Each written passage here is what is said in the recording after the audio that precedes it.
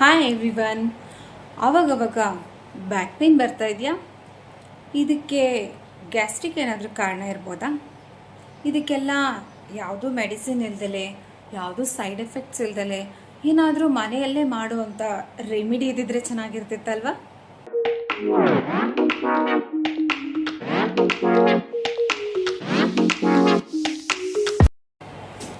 ಹೌದು, ನೀವು ಕೇಳ್ತಿರೋದು ಸರಿಯಾಗಿದೆ. ಮನೆಯಲ್ಲಿ ಮಾಡ್ಕೊಳ್ಳೋಂಥ ಈಸಿಯಾಗಿ ಮಾಡ್ಕೊಳ್ಳೋವಂಥ ಪರಿಹಾರಗಳು ಖಂಡಿತ ಇದೆ. ನಮ್ಮ ಹಳೇ ಜನ್ರೇಷನ್ ಓಲ್ಡ್ ಏನ್ಸಿಸ್ಟರ್ಸ್ ಏನಿದ್ರು ಅವರು ಇದನ್ನು ತುಂಬ ಚೆನ್ನಾಗಿ ಯೂಸ್ ಮಾಡ್ತಾಯಿದ್ರು. ಬಟ್ ಆವಾಗೆಲ್ಲ ಡಾಕ್ಟ್ರ್ ಹತ್ರ ಗ್ಯಾಸ್ಟ್ರಿಕ್ಕಿಗೆ ಆ ಥರ ಹೋಗೋದೆಲ್ಲ ಇರ್ತಾ ಇರಲಿಲ್ಲ. ಆ್ಯಂಡ್ ಯಾವುದೇ ರೀತಿಯಾದ ಟ್ಯಾಬ್ಲೆಟ್ಸ್ನ ಅವರು ತೊಗೋತಾ ಇರಲಿಲ್ಲ. ಇವಾಗ ನಾವು ಹಾಗಲ್ಲ, ಏನಾದರೂ ಸ್ವಲ್ಪ ಆಯಿತು ಅಂದ ತಕ್ಷಣ ನಾವು ಟ್ಯಾಬ್ಲೆಟ್ಸ್ನ ತೊಗೋತೀವಿ, ಇಲ್ಲ ಡಾಕ್ಟ್ರ್ ಹತ್ರ ಹೋಗ್ತೀವಿ. ಈವನ್ ಗ್ಯಾಸ್ಟ್ರಿಕ್ಕಿಗೆ ಹೋದರೆ ಕೂಡ ಒಂದು ಇಂಜೆಕ್ಷನ್ ತೊಗೊಂಡ್ಬಿಟ್ಟು ಬಂದರೆ ನಮಗೆ ಅಬ್ಬಬ್ಬಾ ನಂಗೆ ಕರೆಕ್ಟ್ ಆಯಿತು ಅಂತ ಅನ್ಕೋತೀವಿ. ಬಟ್ ಮನೆಯಲ್ಲೇ ಏನಾದರೂ ಈಸಿಯಾಗಿ ಮಾಡೋ ಅಂಥದ್ದು ಟ್ರಿಕ್ಸ್ ಇದ್ದರೆ ಯಾಕೆ ಮಾಡಬಾರ್ದು? ಎಸ್, ನನ್ನ ಹತ್ರ ಆ ಥರದ್ದೊಂದು ಐಡಿಯಾ ಇದೆ. ಅದೇನು ಅಂತ ಇವತ್ತು ನಾನು ನಿಮ್ಮ ಜೊತೆ ಶೇರ್ ಮಾಡ್ತೀನಿ.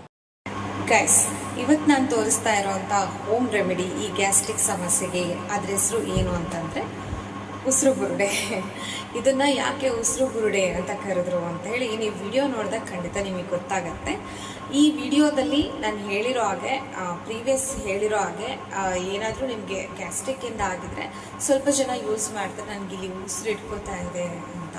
ಉಸಿರು ಇಟ್ಕೋತಾ ಇದೆ ಅಂದಾಗ ನಮ್ಮ ಅಜ್ಜಿಯವರೆಲ್ಲ ಕರೆದು ಹೇಳೋರು ಉಸಿರು ಬುರುಡೆ ಕೊಡ್ತೀನಿ ಬಾ ಅಂತ.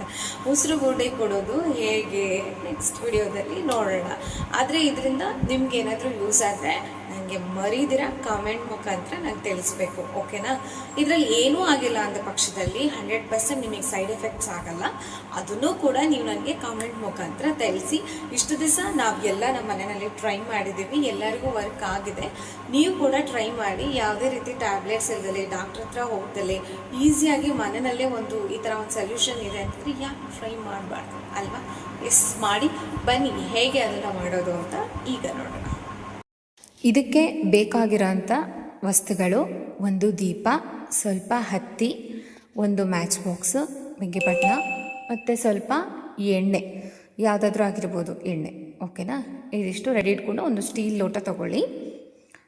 ನೀವು ಬೆನ್ನಿಗೆ ಸ್ವಲ್ಪ ಫಸ್ಟು ಎಣ್ಣೆನ ಹಚ್ಚಿ ಈ ರೀತಿ ಒತ್ತಿ ಅವರಿಗೆ ಕೇಳಬೇಕು ಎಲ್ಲಿ ಪೇನ್ ಇದೆ ಅಂತ.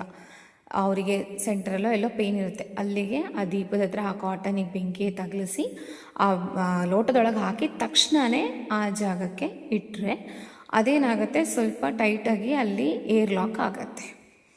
ಏರ್ ಲಾಕ್ ಆಗಿದೆ ಅಂತ ನೋಡಿ, ಕೈ ಬಿಟ್ಟರೆ ಕೂಡ ಆ ಲೋಟ ಬೀಳಲ್ಲ. ಸೊ ಇವಾಗ ಅವರಿಗೆ ಪೇಯ್ನು ಸ್ವಲ್ಪ ಎಳ್ಕೊಳ್ತಾ ಇದೆ ಎಲ್ಲ ಕಡೆ ಅಂತ ಅನ್ನಿಸ್ತಾ ಇರುತ್ತೆ. ಮತ್ತು ಬೇರೆ ಕಡೆ ಪೇಯ್ನ್ ಬರಲಿಕ್ಕೆ ಸ್ಟಾರ್ಟ್ ಆಗುತ್ತೆ ಆ ಕಡೆ. ಆವಾಗ ತಿರ್ಗಾ ಇನ್ನೊಂದು ಸತಿ ಸೇಮ್ ಪ್ರೊಸೀಜರ್, ಎಣ್ಣೆ ಹಚ್ಚಿ ಅಗೇನ್ ಲೋಟಕ್ಕೆ ಕೂಡ ಸ್ವಲ್ಪ ಎಣ್ಣೆನ ಸವರ್ಕೋಬೇಕು ಗಂಟಕ್ಕೆ. ಅದನ್ನು ಸವರ್ಕೊಂಡು ತಿರ್ಗಾ ಸೇಮ್ ಪ್ರೊಸೀಜರ್ ಅದೇನು ಮಾಡಿದ್ರಿ ಅಲ್ವಾ, ಕಾಟನ್ನ ಸ್ವಲ್ಪ ತೊಗೊಂಡು, ಇದು ಕಾಟನ್ ಅಲ್ದಿರ ನೀವು ಪೇಪರ್ನ ಸಹಿತ ಬರ್ನ್ ಮಾಡ್ಬೋದು. ಅಲ್ಲೊಂಚೂರು ಹೀಟ್ ಪ್ರೊಡ್ಯೂಸ್ ಆಗಬೇಕಷ್ಟೆ.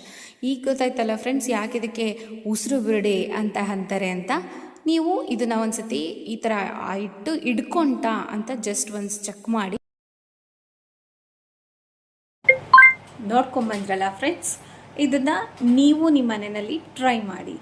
ಏನಾದರೂ ಒಳ್ಳೆಯದಾದರೆ ದಟ್ಸ್ ಗುಡ್. ನಮಗೆಲ್ಲ ಆಗಿದೆ ಫ್ರೆಂಡ್ಸ್, ಎಲ್ಲರಿಗೂ ಆಗುತ್ತೆ ಅಂತ ನಾನು ಹೇಳಲ್ಲ, ನಮಗೆಲ್ಲ ಆಗಿದೆ. ಒಳ್ಳೆಯದಾದರೆ ಕಮೆಂಟ್ ಬಾಕ್ಸಲ್ಲಿ ತಿಳಿಸಿ.